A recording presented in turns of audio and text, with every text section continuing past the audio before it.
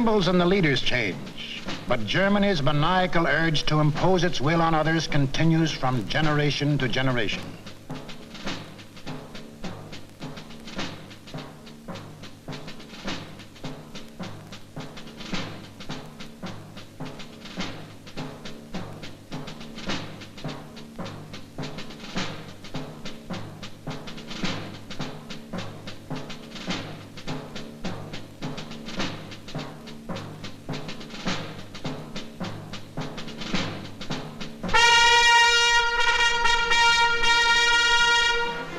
In the last 75 years, this madness has cost the world more than 20 million killed, more than 60 million wounded, more than 200 million made homeless. This does not include the untold millions that died of disease resulting from war, or the billions upon billions of dollars worth of property destroyed. Nor does this include the grief, the anguish, the misery, the terror that the world has suffered, due to the Germans' insane passion to enforce their rule upon their neighbors. This passion for conquest reached its hysterical climax when Adolf Hitler enthroned himself as God and the German Führer.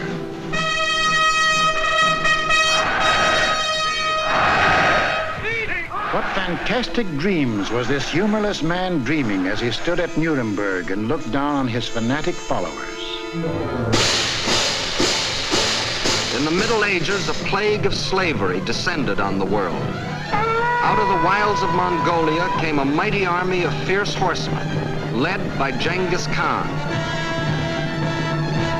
Burning, looting, pillaging, the barbarian horde swept across Asia and Eastern Europe. Genghis Khan conquered most of the world of the 13th century. Adolf Hitler was determined to outdo him and conquer all of the world of the 20th.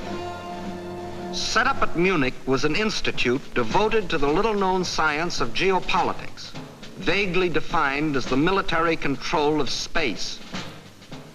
Germany's leading geopolitician, a former general, Karl Haushofer, was head man.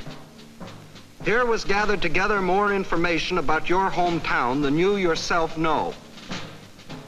To the German geopolitician, the world is not made up of men and women and children who live and love and dream of better things.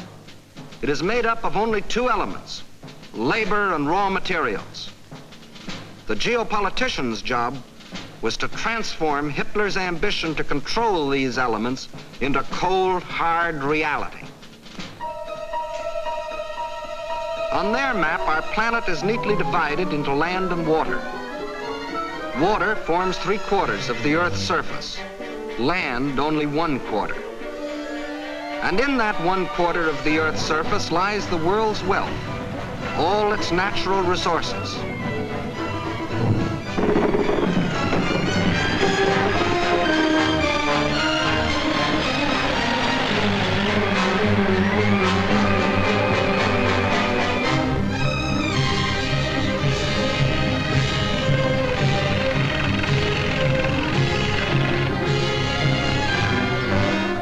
The world's manpower.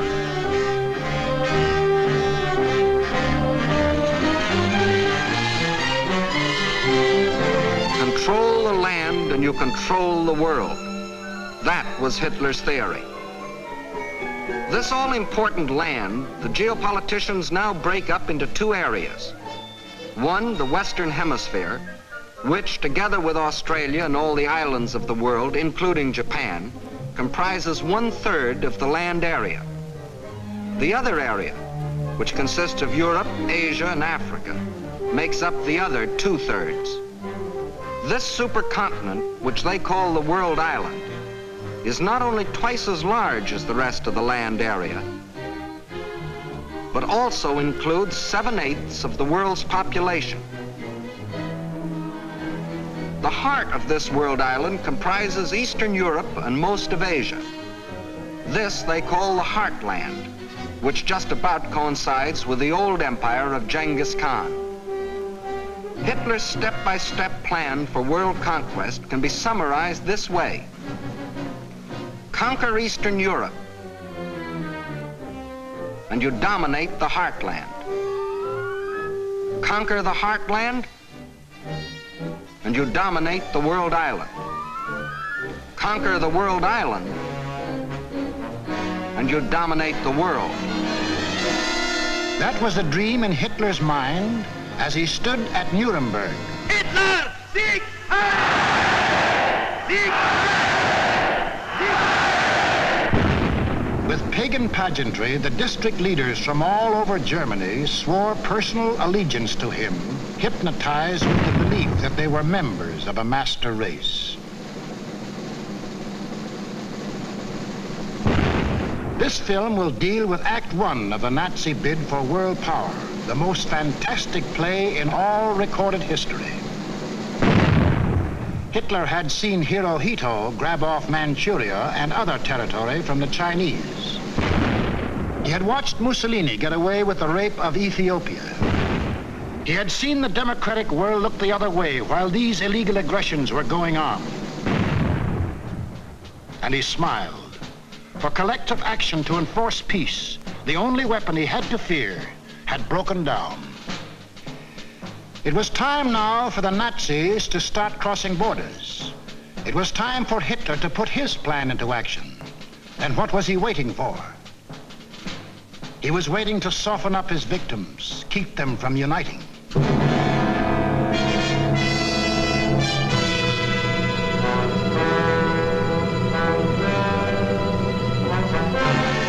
For the softening up process, he sent his agents all over the world disguised as tourists, students, and commercial travelers.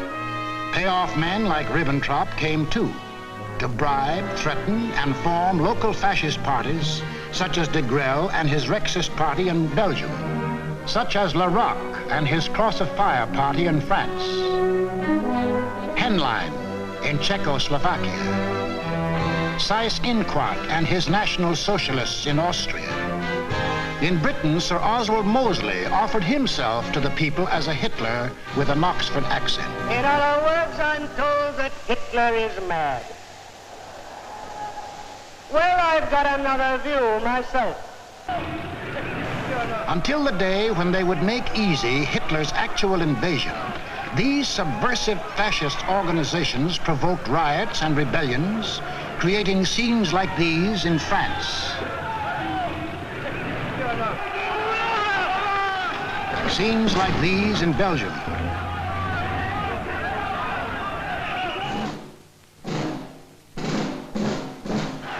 And where do you think this is? Right in Madison Square Garden, USA. And this is Fritz Kuhn, leader of the German-American Bund, hiding behind the American flag, but taking his orders from Berlin and copying the methods of Berlin. That was the softening up process outside Germany. But inside Germany, it was a different story. Here, in utmost secrecy, the hardening up process, building up Hitler's army and his industry. Tell the world we have no raw materials and never let them see what goes on. Day after day, night after night, month after month, year after year. We must have the world's most powerful club. Forget ours. Forget working conditions. Forget how to think. Forge the club of blood and iron. Let the democracies talk about freedom. No freedom here. No labor unions. No overtime. The Führer tells you where to work, when to work, how long to work, how much your work is worth.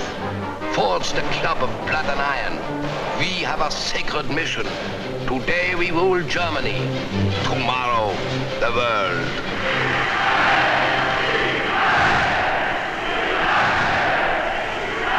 And for those who don't like it, you don't eat. Or you disappear into a concentration camp. Or you get this. And this is the man who gives it to you.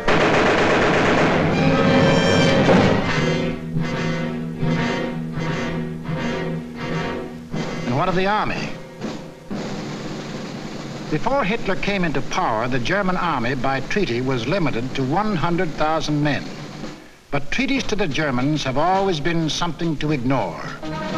These 100,000 men were, in reality, 100,000 highly trained officers, the men who lead the Nazi regiments today. But Hitler didn't merely ignore the treaty. He tore it up, and in 1935 ordered national conscription. Simultaneously, he ordered German youth to become air-minded. Toy gliders filled the air. But as the boys grew bigger, so did the gliders. Soon these same youths were trained pilots, flying the new planes the factories were producing. The Luftwaffe was being assembled.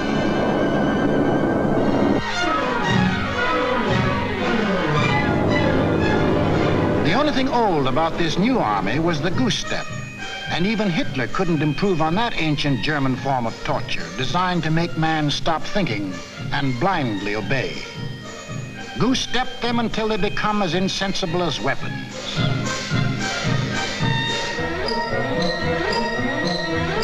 Everything else was new. Tanks, motorized equipment, and one of our own inventions, the dive bomber. All this rearmament was strictly illegal, according to the Versailles Treaty. And the next illegal step Hitler took was to march his troops into the Rhineland, a strip of land between Germany and France, demilitarized after the last war as a precaution against future German aggression. But Hitler's plan of eastern conquest demanded a barrier against democratic action in the West. So Hitler remilitarized the Rhineland and began building the formidable Siegfried Line, a chain of forts and defenses 450 miles long and in some places 30 miles wide. Germany had fought one two-front war and didn't want another.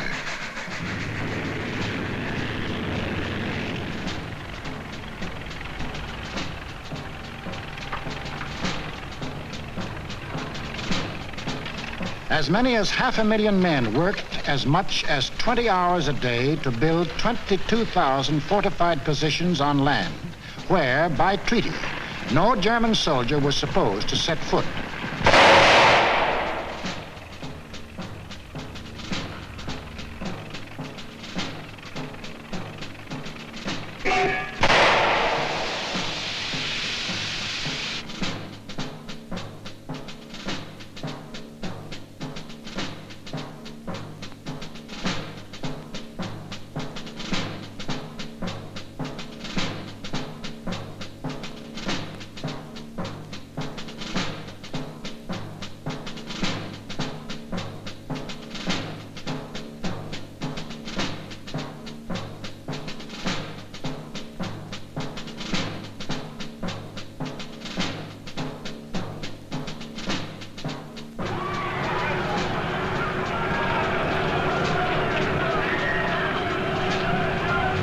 Hitler had his Siegfried Line.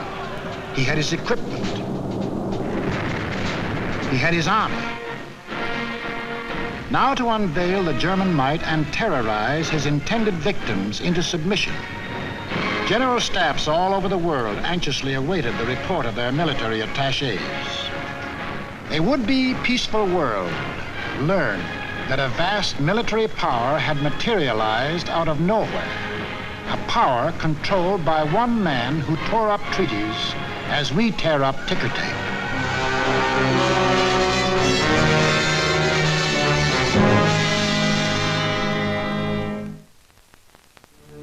Satisfied they had created the right sense of fear in the world, the Nazi leaders were now ready to strike.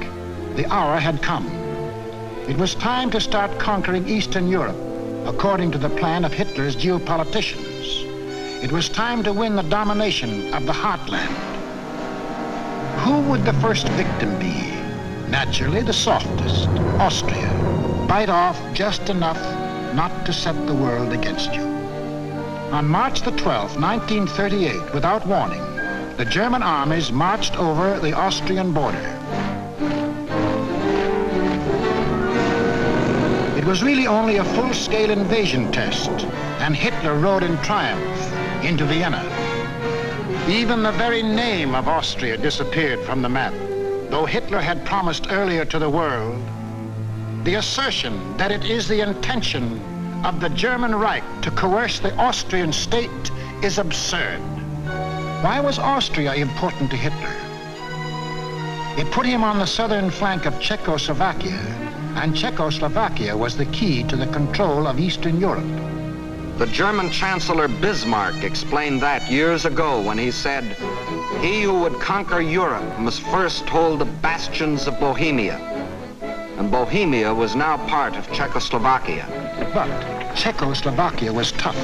It had a good army. It had good equipment. It had one of the finest munition plants in the world, the Skoda Works, which Hitler wanted very badly. It had incorruptible President Banish. It had a military alliance with France, and France had a military alliance with Britain. Hitler had to move carefully, find excuses to take Czechoslovakia one piece at a time.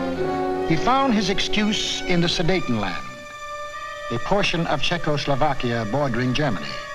Here lived some people of German origin, although they had never been a part of Germany itself. That was Hitler's cue. Dem deutschen Volk eine neue Idee zu geben. Completely ignoring the fact that most people who left Germany had done so to get away from things like Hitler, he sprang his pet theory that every person of German blood, no matter where he lived, belonged to the Nazi Reich. Für unser Volk. Germans or descendants of Germans, often with no more than a drop of German blood in their veins, suddenly learned that they were godlike, not subject to the laws of the land in which they live and to which they owe their allegiance, whether it be Czechoslovakia, Norway, Sweden, China, the United States, or Timbuktu. According to the Nazis, the German was a special creature who remained forever German, to the 6th and 7th generation, and must take his orders from Berlin. Some people we know of German descent think this is a lot of hogwash.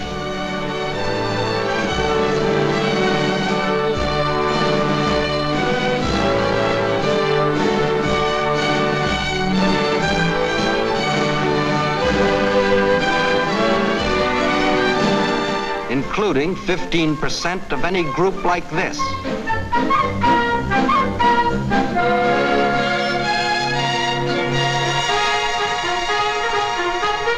But in the Sudetenland, he found some stooges who fell for this bunk. Konrad Henlein was their Bush League Führer. The people of the Sudetenland were told they should be liberated. They were told Hitler was their liberator. The Nazis smuggled over their standard softening up equipment, blackjacks. And when the Czechs were beaten up trying to combat his fifth columnists, Hitler screamed the Germans were being persecuted and threatened war unless he got the Sudetenland. It is the last territorial claim I have to make in Europe.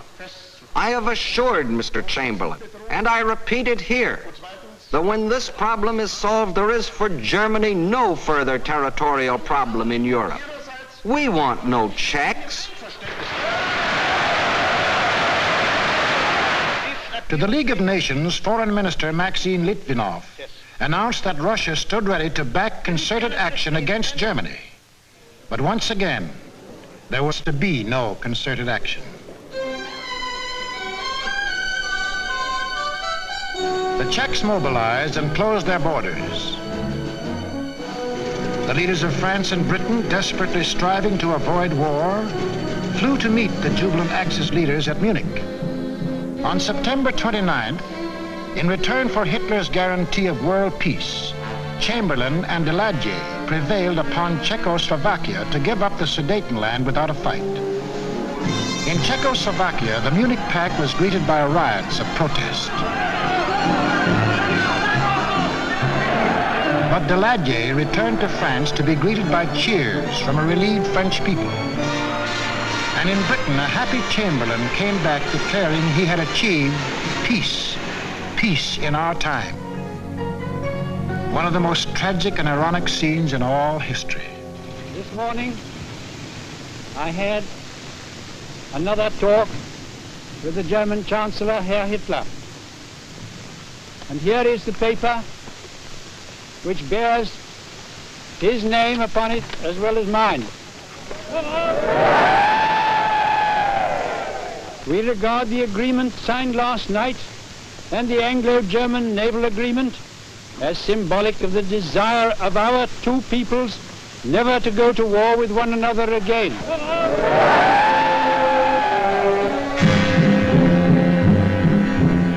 Peace. It wasn't peace. The Nazis hadn't merely got 3 million more souls under the German flag. By taking the Sudetenland, they had made Czechoslovakia defenseless. For in this territory lay the natural defenses, the mountain ranges, and a defensive line of forts considered even stronger than the Maginot Line. Without these fortifications, Czechoslovakia was disarmed, a ripe plum ready to fall into Hitler's lap. Within 6 months of declaring that he wanted no more territory anywhere, he violated the Munich Agreement, marched in, and took the whole of the Czech state, though he had specifically promised, "I have no further interest in the Czechoslovakian state. That is guaranteed. We want no Czechs." Austria and Czechoslovakia were gone without a fight, and Hitler was getting his control of Eastern Europe. Poland was next on the map. The tired old man of Munich now knew that there could be no peace in our time. If an attempt were made to change the situation by force in such a way as to threaten Polish independence, why then that would inevitably start a general conflagration in which this country would be involved. But after his success at Munich, Hitler was sure that France and Britain would not fight. Here's what one of his spokesmen said: "Democracy has no convictions for which people would be willing to stake their lives." But what about the Russians? The lights began to burn all night in Moscow. British and French military missions arrived to confer with the Soviet government. So did German representatives. And on August 21st, 1939, the world was set on its heels by the announcement of a treaty between the Russians and the Germans in which they agreed not to fight each other. Here were the admitted arch-enemies in a state of apparent friendship. It was too fantastic to make any sense. It didn't. The Germans hoped they could lull Russia into a false sense of security, and the Russians needed time to prepare for the fight they knew was coming. They'd read Hitler's book, Mein Kampf, too, and knew he had his eyes on the rich Russian land.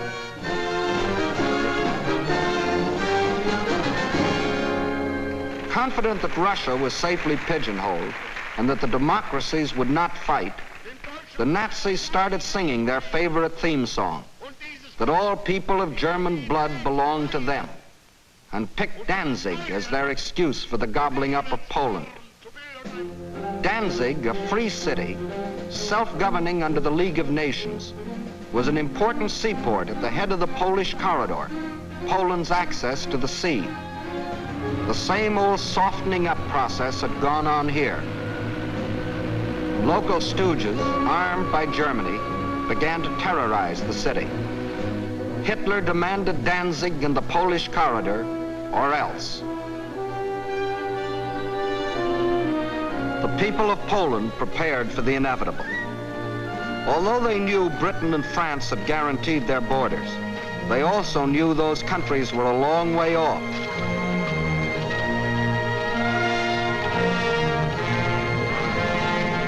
Germany's theft of Czechoslovakia had made Poland's strategic position even worse.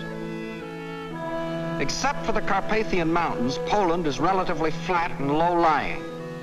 The Vistula is the Mississippi of Poland. It is broad, muddy, and unfordable for most of its length. Its tributaries are formidable streams during certain seasons. But there was a drought, and the streams were so low during the campaign that they could be forded at almost any point by men, trucks, and tanks. Militarily, the Vistula offered the best line of defense. However, making a stand here would have meant surrendering Warsaw in the richest part of the country. The alternative was to accept battle on the border. That was the Polish decision. The Nazi plan was an enormous pincer movement aimed at encircling the mass of the Polish armies. Secondary pincer movements were to encircle any Polish groups which escaped the main trap. During the last 2 weeks in August, the German armies moved toward the Polish border, where they assembled 70 divisions, many of them armored. From a military standpoint, the Poles were hopelessly outclassed by their predatory neighbor. They managed to mobilize barely 30 divisions, made up of infantry or horse cavalry. In two important respects, the difference was staggering. The Nazis, 5,000 modern tanks. Poland, 600 nondescript tanks. The German Luftwaffe, 6,000 modern planes. The Polish Air Force, less than 1,000 of inferior types. The German army secretly made ready. The way of living for the next 1,000 years was to be decided.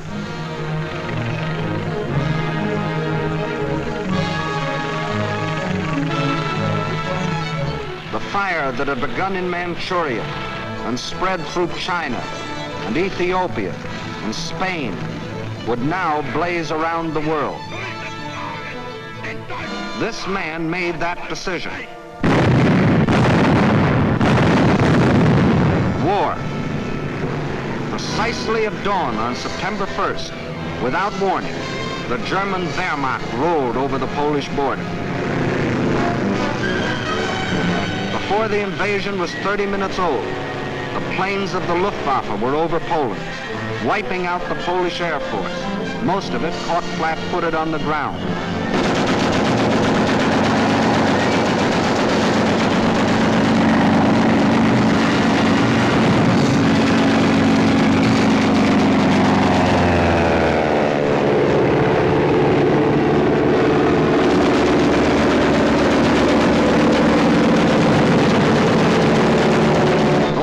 That did get off faced overwhelming odds and were shot out of the sky.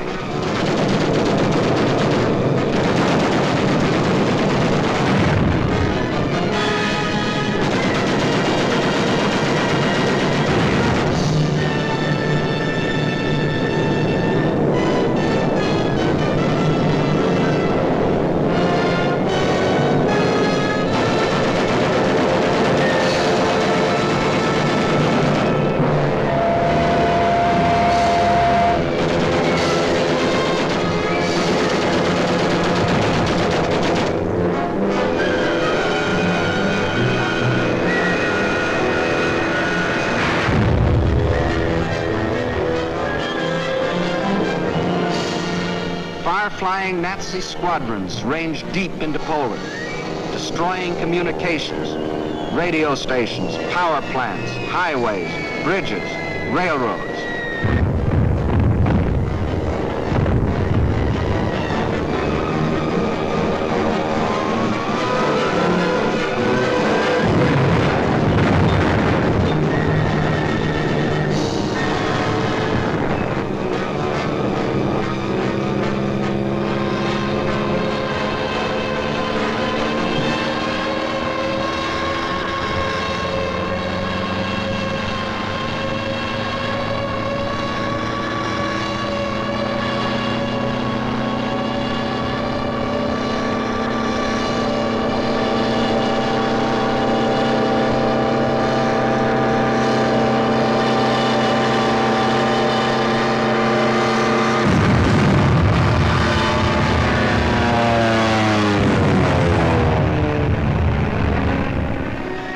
The Polish army was disorganized by the loss of its air force and the disruption of communications.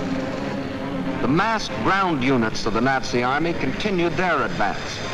Occasionally, they unveiled a new technique or item of equipment.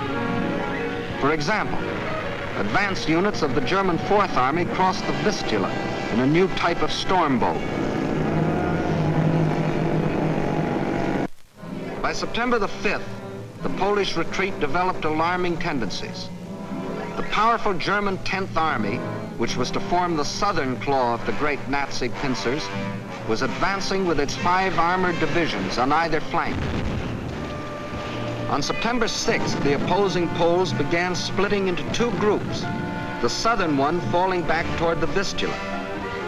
The armored divisions on the German right raced ahead, circling Radom and cutting off this group, which finally surrendered.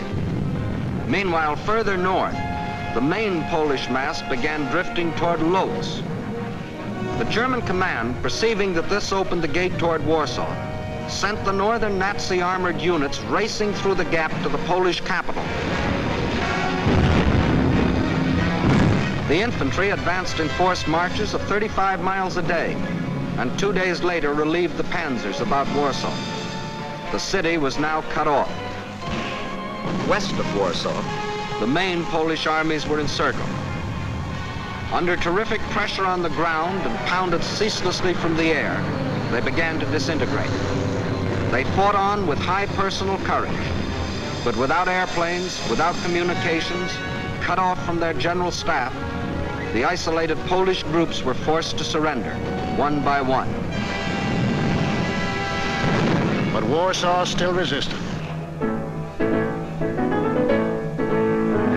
The heroic strains of the Polonaise told an incredulous world that the people of Warsaw, led by Mayor Straczynski, had erected a wall of courage around their city, defying Hitler to do his damnedest.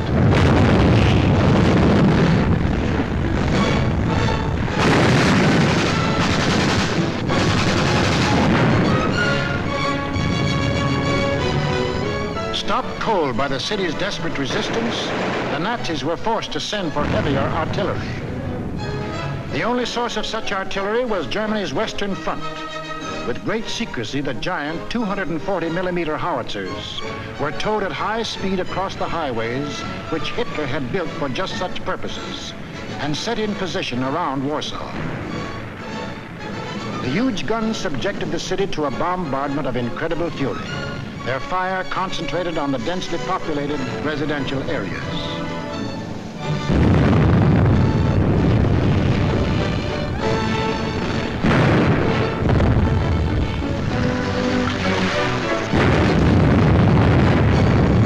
For 20 days of death and horror, every man, woman, and child fought to save his city.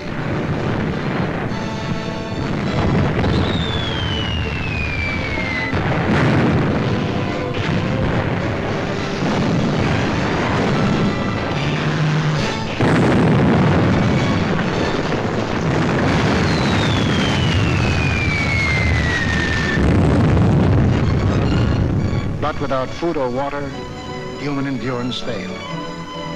On September the 27th, the strains of the Polonaise died on the Warsaw radio, and the Polish capital was forced to capitulate.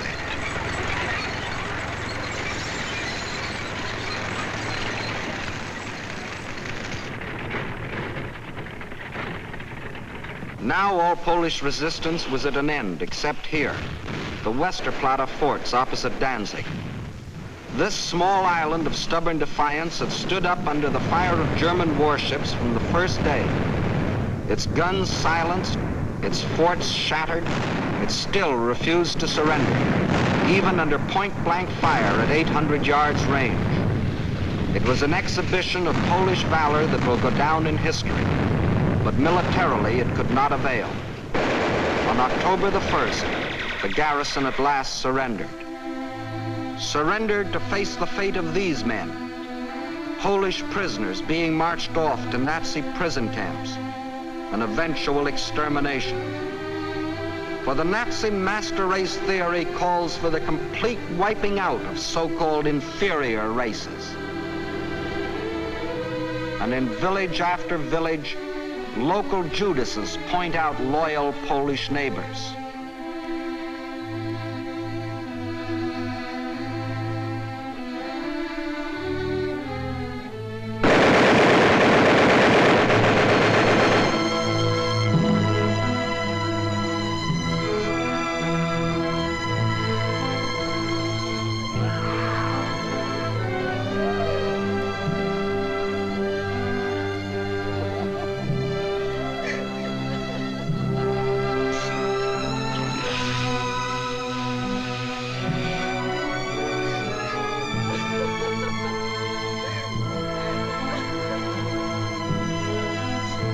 These things the Poles can never forget,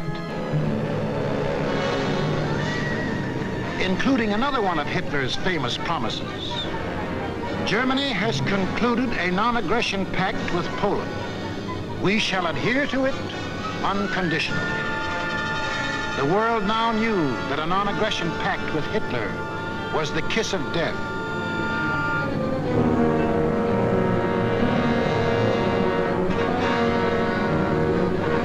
Poland was completely destroyed. Completely? Not quite. During the last days of the campaign, the Russian army entered eastern Poland and took up positions along the Bug River. The two strongest armies in Europe faced each other. Hitler could decide now whether to keep on heading east or call it quits. He called it quits. Why did Hitler quit here? He had to. To continue a drive to the east would leave Germany facing the threat he had always sworn to avoid, a two-front war. How he met that threat you will see in the next film. What Hitler thought impossible was anything but. The day after Hitler crossed the Polish border, France called up her reservists. Within 24 hours, British planes had bombed German warships in the Kiel Canal.